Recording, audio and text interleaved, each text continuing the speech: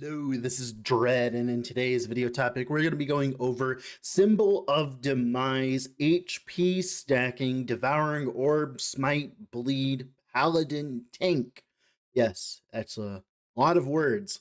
So, the concept of this build is to utilize the unique Symbol of Demise. This has been in the game for a very long time now, but essentially what it does is it consumes your ward and gives you bleed chance up to a cap, 200%, and it also gives you bleed duration percent, and that is uncapped. So, for instance, if you're watching the footage, sometimes I'll reach up to like 150 to 200 stacks. That is well over 150 to 200% bleed duration, almost tripling my bleed duration. So, this item can be a lot of damage if you build around it properly. Now, Symbol of Demise has been kind of a meme up until now, but there has been enough support in the game for it to function to the point where it might actually be good now. And that is through items like Twisted Heart. So the idea with Twisted Heart is whenever we cast our elemental spell, i.e. Smite in this situation, it's actually the main reason why we're not a Void Knight with this build is because our Smite won't get the Void tag, which it won't, echo. So there's no point in having it void, which means that Paladin ends up being your best option.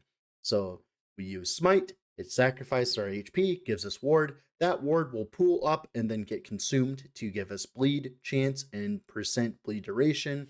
And then, of course, the cycle continues. You apply more bleeds, you apply longer bleeds, and all of that combined leads to a lot of single target damage for very low investment, to be honest. Mainly, like, we get to like 400 to 500 to 600k ticks on the dummy already with bleed, and for, a sentinel with not much investment into damage, that is very strong.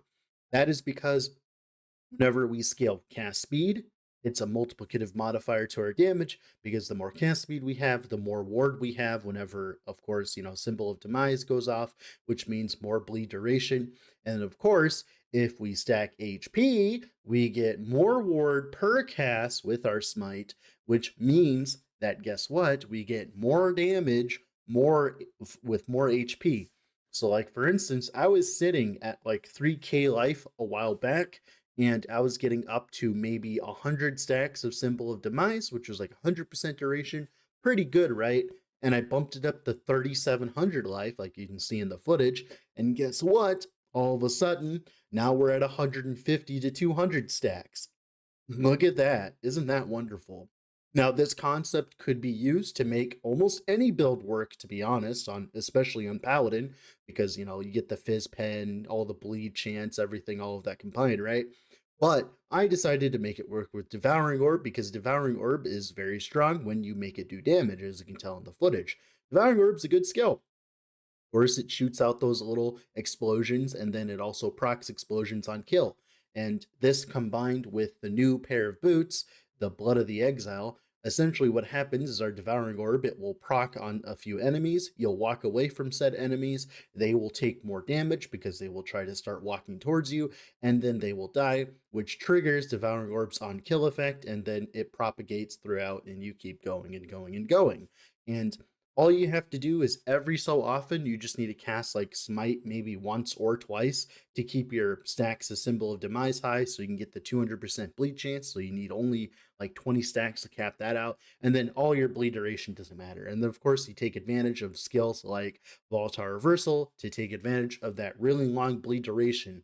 And uh that ends up ramping your damage significantly. As you can tell, the damage doesn't seem like that high until I start sitting there and casting my smite a bunch, which is really fun.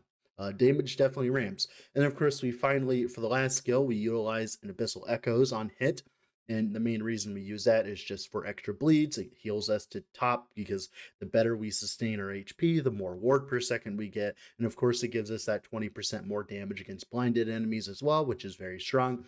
So Abyssal Echoes ends up being very strong for single target. Now, of course, this means that we're not utilizing a movement skill, which is fine because all of Sentinel's movement skills kind of suck dick anyways. So we just build as much movement speed as possible afterwards. Like I said, I'm using a Blood of the Exile with movement speed on it, but you don't have to actually run a Blood of the Exile. This is just kind of like something I decided to use. You can actually use just a pair of boots with like a bunch of HP on it and get even more bleed duration for bosses. It's just your clear will be a little bit worse. And that's like one of the problems with the build mainly I've noticed is the ramp time is a little annoying, but thankfully with the how Devouring Orb works, how it triggers on kill and all that, for the most part, our clear is pretty good for the most part.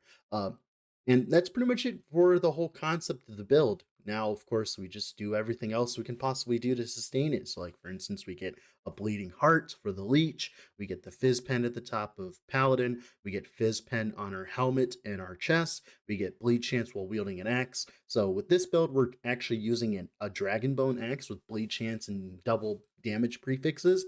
That is actually the main way to go for this kind of build because we want as much bleed chance as possible to take advantage of the ginormous amount of bleed duration, right? So you want to bleed as many times as possible. Now, our smite deals 250% more generic damage with hits, meaning that on a single target, as we apply all of those bleeds that have 9-second durations, it starts to ramp up pretty highly, pretty well considering. And of course, as we scale HP and become tankier, we actually scale damage. So that's why it's a very good idea to eventually dump the Blood of the Exile. I just like movement speed. You could push this even further and go for even more HP than I currently have. I just threw on some gear and was like, fuck it, why not, right? So you could very easily push this to 4,500 HP with an LP Titan Heart. You could go even further. Like, I'll be honest, you could go with the moon with this. I just kind of just set up the character because I wanted to have some fun, right? And I blame Perry for this, by the way, because he told me to try out Symbol of Demise, and this is what I came up with. Now, with all that being said, if you haven't already, I'd heavily suggest leaving a like on the video and subscribing to the channel. Also, as well, I stream on Twitch as well, so if you want to give me a follow there as well, so you can see my build making live. And with all that being said, let's go in game and talk about the characters some more in depth, shall we?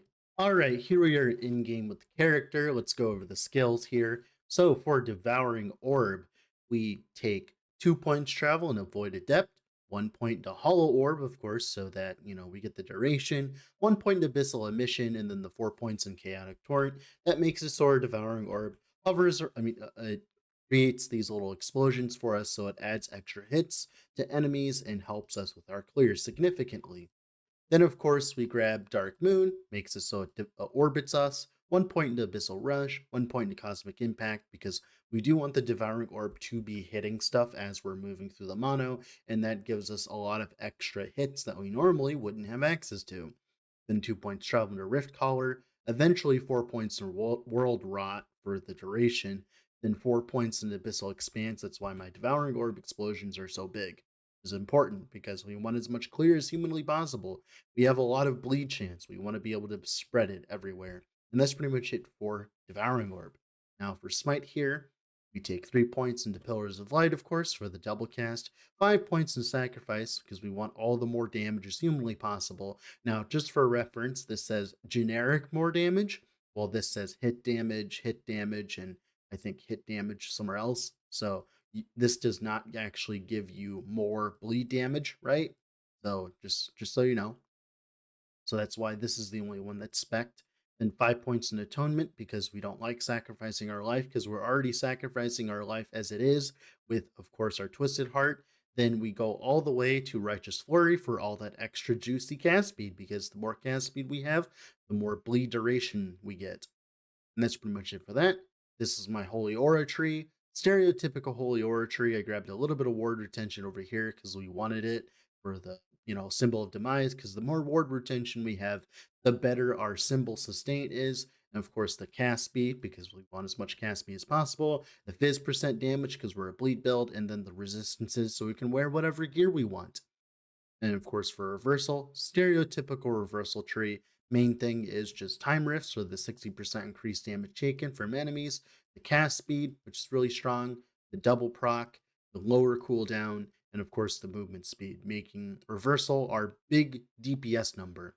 This is historically one of the only ailment builds I've played on Sentinel that even if for some reason they removed this node, it would still be a functional build, which I'm very proud of. You actually technically do not have to play with reversal if you're okay with having less damage.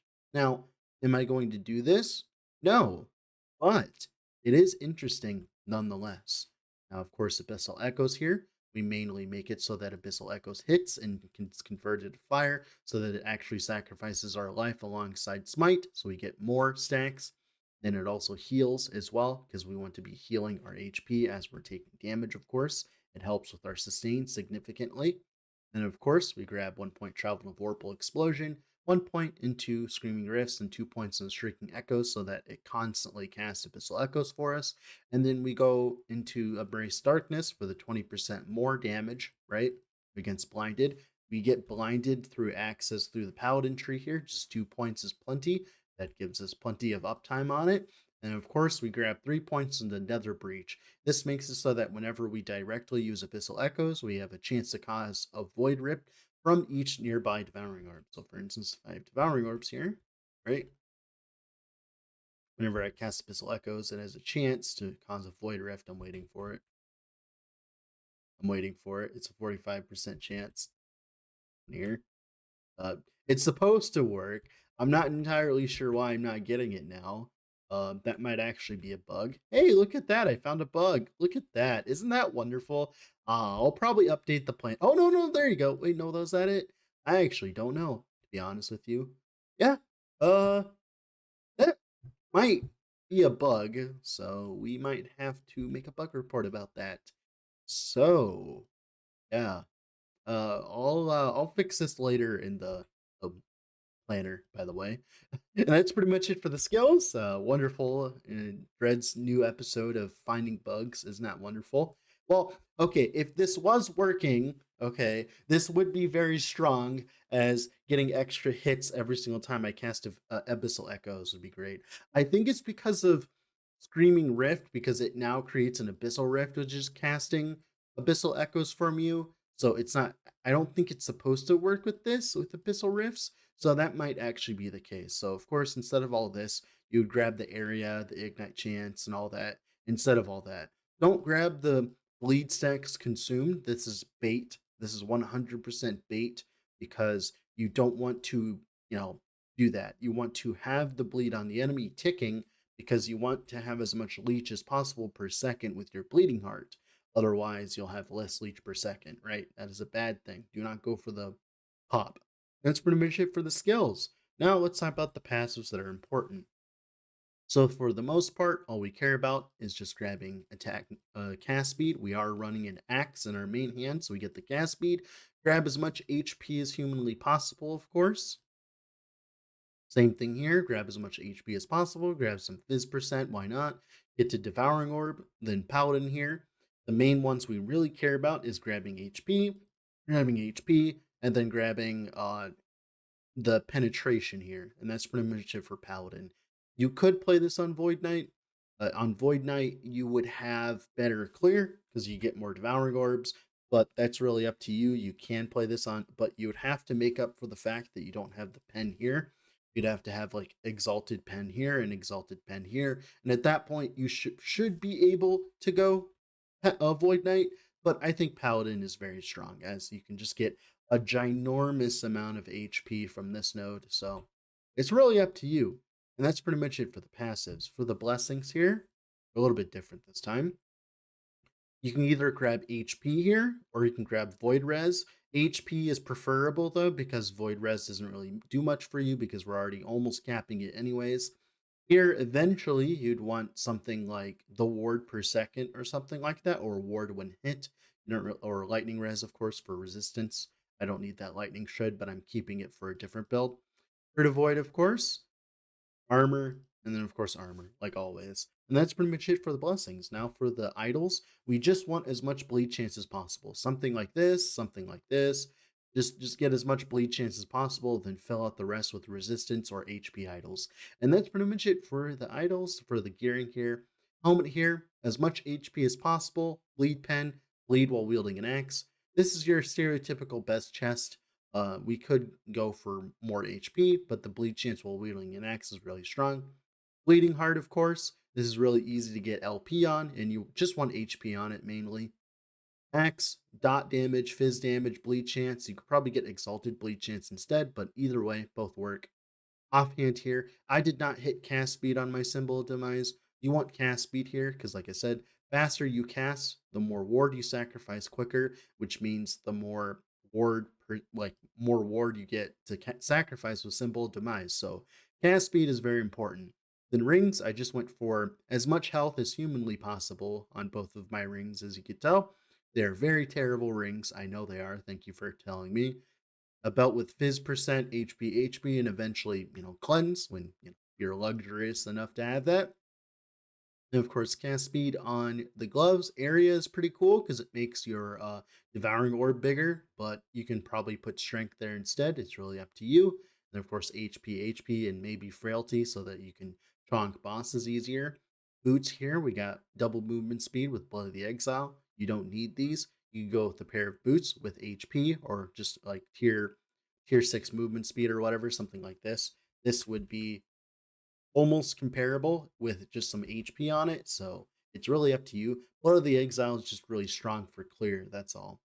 And of course, Twisted Heart, I have one with Fizz Res. You actually don't need any mods on the Twisted Heart to make it good. I just managed to land Fizz Res on this. Although, instead, if you were to try to find something, you'd probably rather have cast speed. And that's pretty much it for the gear. That's pretty much it for the character. With all that being said, this has been Dread. Off to go do something else.